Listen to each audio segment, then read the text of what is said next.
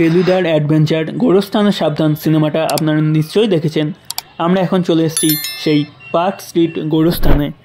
এটি অবস্থিত park street কলা মন্দিরের একটু পাশেই। এটি হচ্ছে একটি নন চার্চ সেমেট্রি। এখানে ব্রিটিশ সোলজারদের, বিভিন্ন উচ্চপদে থাকা অফিসারদের এবং তাদের ফ্যামিলিদের কবর আছে। এটি তৈরি করা হয়েছিল 1767 সালে, প্রায় 258 বছর আগে আজকের থেকে।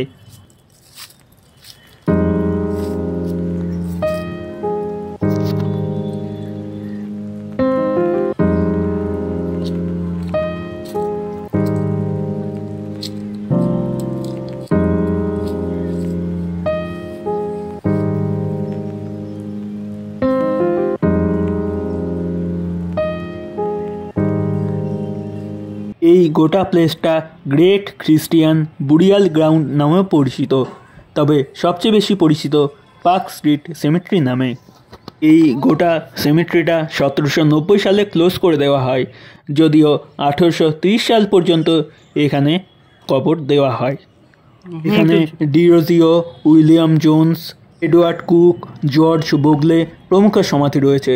এখন আমরা চলে এসেছি ডিরোজিওর সমাধির সামনে। এটি হচ্ছে ডিরোজিওর সমাধি। সমাধিটি এই সেমেট্রির একদম একটি প্রান্তে অবস্থিত। এই পার্ক স্ট্রিট সেমেট্রি ওপেন থাকে প্রতিদিন সকাল 10টা থেকে বিকেল 5টা পর্যন্ত এবং এর প্রবেশ মূল্য 25 টাকা। এখানে প্রায় 1600টি গ্রেভ বা কবর আছে।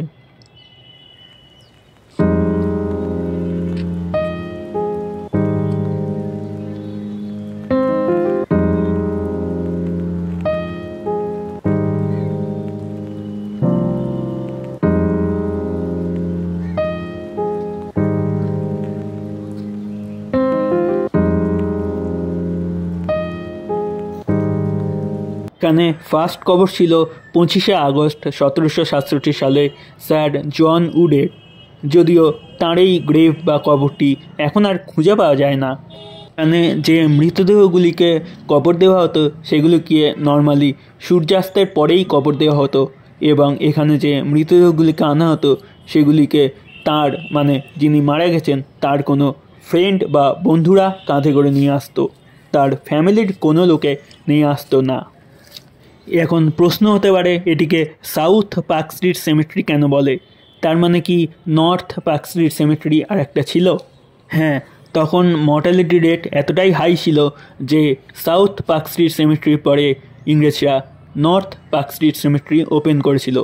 কিন্তু নর্থ পার্ক স্ট্রিট সেমেট্রিতে বর্তমানে ভিজিটার্স মানে ট্যুরিস্টদের কোনো প্রবেশাধিকার নেই।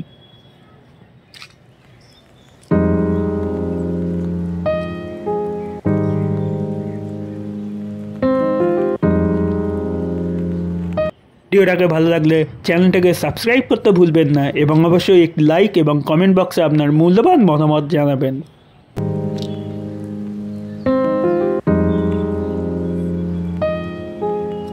এই যে এই স্ট্রাকচারগুলো দেখা যাচ্ছে এগুলোই সব এক একটা গ্রেভ বা কবর।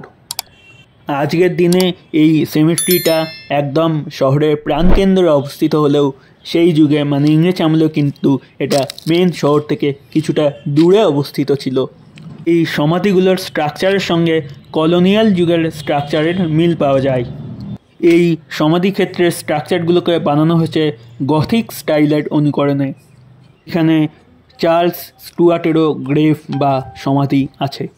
এই পার্ক স্ট্রিট সেমেট্রিতে অনেকেই কিন্তু ভূতের ভয়ে আসেন না, তো তাদেরকে আমি বলবো যে এখানে কিন্তু কোনো রকম ভয় বা ওরকম কিছু নেই। এই গোটা সেমেট্রিটার মাঝখানে কিন্তু এরকম রাস্তা করে দেওয়া আছে যেগুলো দিয়ে অবশ্যই হাঁটা যায়।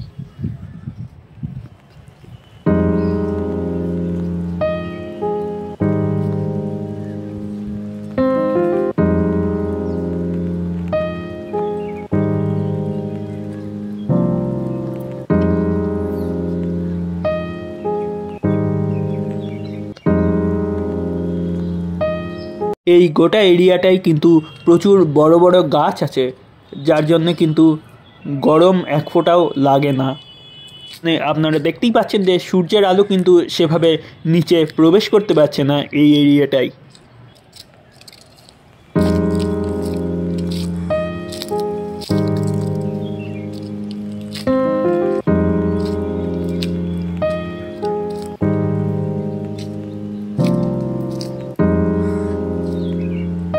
কয়েকটা গ্রেভ দেখে আমাদের যেটা আইডিয়া হলো যে সেকালে মৃত্যুর বয়স 45 বছর থেকে 50 বছরের মধ্যে ছিল।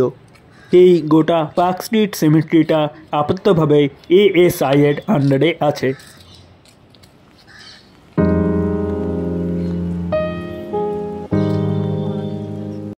অনেকক্ষণ ঘুরে ঘুরে আপাততভাবে এই সবুজের মধ্যে বসে পড়েছি, আর চারদিকে এগুলো।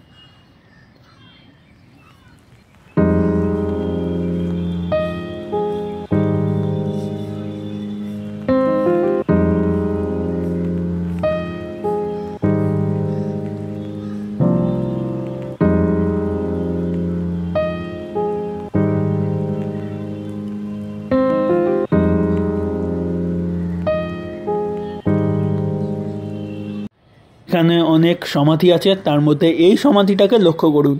ইনি মাত্র 32 বছর বয়সে মারা গেছেন 1823 সালে।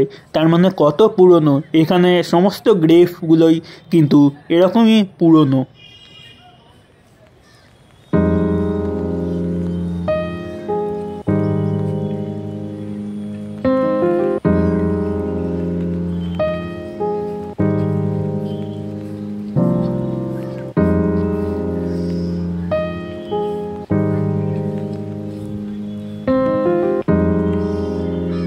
এই পার্ক স্ট্রিট গোরস্থানের মধ্যে কিন্তু এরকম সোজা রাস্তা করা আছে, মাঝে মাঝে এদিক দিয়ে রাস্তাটা একদম এদিকে চলে গেছে। এখানে কিন্তু প্রচুর কবর আছে।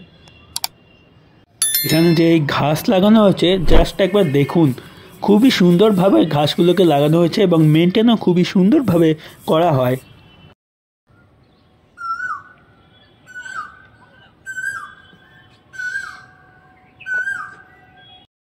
আমরা হাঁটতে হাঁটতে আস্তে আস্তে দেখছি, আর এখানে কিন্তু একটু অন্য রকমের কিন্তু দুটো গ্রেভ আছে।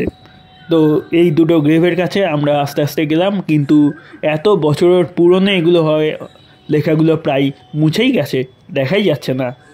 তো এই দুটো সমাধি বা স্মৃতিসৌধের স্ট্রাকচার কিন্তু অন্যগুলোর থেকে একটু আলাদা ছিল।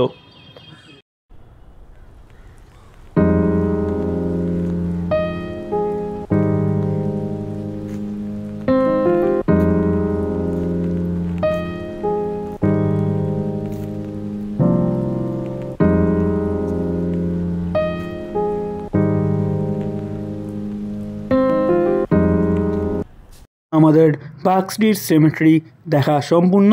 এবার আমরা যাচ্ছি বাড়ির পথে। এই ধরনের ভিডিও আরও দেখতে চাইলে চ্যানেলটিকে সাবস্ক্রাইব করবেন এবং চ্যানেলটিকে সাবস্ক্রাইব করার সময় পাশে থাকা বেল আইকনটিকে প্রেস করে অল সিলেক্ট করবেন। তাহলে আমি যখনই এই টাইপের ভিডিও আপলোড করব তা ইনস্ট্যান্ট আপনাদের কাছে চলে যাবে। দেখা হচ্ছে আবার পরের অন্য কোনো ভিডিওই। ততক্ষণ বাই বাই।